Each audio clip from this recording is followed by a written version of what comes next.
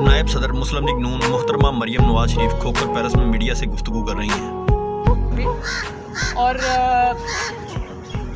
London court का फैसला आने से पहले इसको ट्रांसफ़र किया गया। पाकिस्तान के अवाम की जो खून पसीने की कमाई है मैं उसकी बात कर रही हूँ और इसलिए ट्रांसफ़र किया गया कि आओ और इसको जब्त कर लो, सिर्फ इसलिए कि आप ये नहीं बताना चाहते थे लोगों को कि नवाज शरीफ के ख़िलाफ़ जो DIT रिपोर्ट जिसके ऊपर ये बेस था वो गलत थी और अगर ये हक़ाइक़ सामने आ जाते तो नवाज शरीफ एग्जॉनरेट हो जाता। उसको एग्जॉनरेशन से बचाने के लिए आप और अपने आप को, अपने इल्ज़ामात को झूठा साबित होने से बचाने के लिए, अपने आप को शर्मिंदगी से बचाने के लिए आपने इतना बड़ी रकम पाकिस्तान के अवाम की आपने बर्बाद कर दी। और फिर ना सिर्फ ये कि बर्बाद कर दी, आपके हुकूमत के बड़े बड़े अफसरान वहाँ पे रेस्टोरेंट्स में बैठकर मौसवी साहब से कमीशंस मांग रहे थे। आपने वो कभी नहीं बख्शा पाकिस्तानी अवाम के पैसे।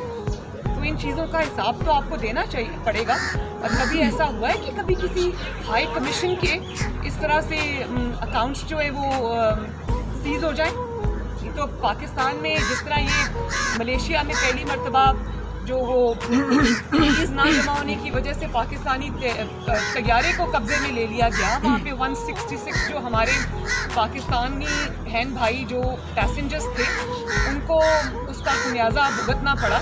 और जिस तरह यूनाइटेड नेशंस ने ये कह दिया है कि हमारे जो लोग हैं वो पाकिस्तानी एयरलाइंस पे PIA का सफ़र नहीं करेंगे, इसी तरह आपने हर जगह पाकिस्तान को बदनाम करने में कोई कसर नहीं छोड़ी। लेकिन फ्रॉड शीट के में जितना बड़ा स्कैंडल सामने आया है और आप अब देखें ये जिसको नालायक आज़म कहते हैं उसने एक ट्वीट कर दी कि बड़ी ज़ौक़ शौक़ से पहले ब्रॉड शीट को खोल रहे थे, जब पता चला कि ऊपर ही सर पे आ गई है, अपने मुंह पर आ गई है, तो ट्वीट की कि मेरा इससे कोई लेना देना नहीं है। आपका लेना देना है, आपको जवाब इसलिए देना पड़ेगा क्योंकि आप इस स्कैंडल के बावजूद उसके करता धरता को प्राइम मिनिस्टर हाउस में बुलाकर उनके साथ मीटिंग्स करते हैं। क्या उन मीटिंग्स में डिस्कस होता ये आवाम को पता चलना चाहिए और इंशाअल्लाह ताला एक दिन ये हक़ाइक़ सामने आएंगे। जस्टिस अजमत सईद साहब की जहाँ तक आपने बात की वो शौकत खानम के बोर्ड के मेंबर्स में से हैं, तो ऑब्वियसली जिन्होंने नवाज शरीफ के ख़िलाफ़ जो भी साजिश में शामिल रहा है उसको वाजिद ज़िया साहब की तरह और बाकियों की तरह उसको रिवॉर्ड करना तो ज़रूरी है।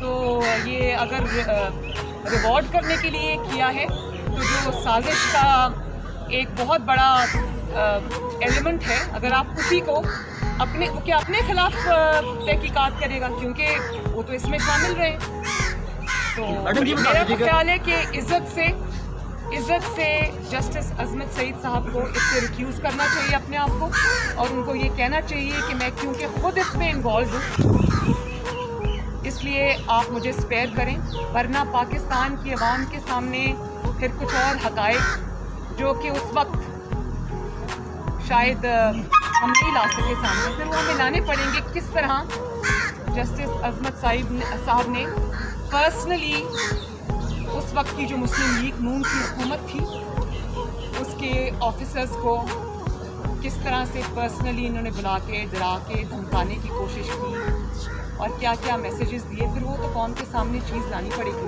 तो बेहतर है अपने आप को रिक्यूज़। मैडम बिलावल ने पीछे जो प्रेस कॉन्फ्रेंस की उन्होंने इन हाउस तब्दीली की बात की है, क्या नून लीग भी इन हाउस तब्दीली को सपोर्ट करती है? दूसरा ये बताइएगा कि कराची में शादी है बख्तावर की, क्या आपको बुलाएगी और आप जाएंगी वहाँ पर? इन्विटेशन है?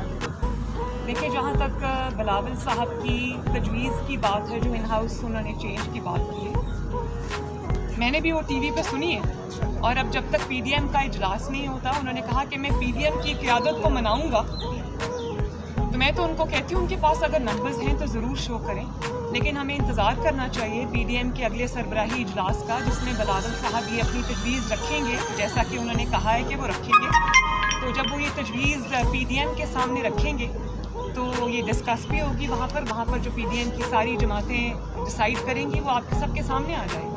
शादी का इन्विटेशन आया? शादी मेरी नेक ख्वाहिशात, मेरी दुआएं अब्बास भुट्टो ज़रदारी के साथ हैं। अल्लाह ताला उनको इस नए सफ़र में خوشیاں دے, ان کو آباد رکھے, خوش رکھے.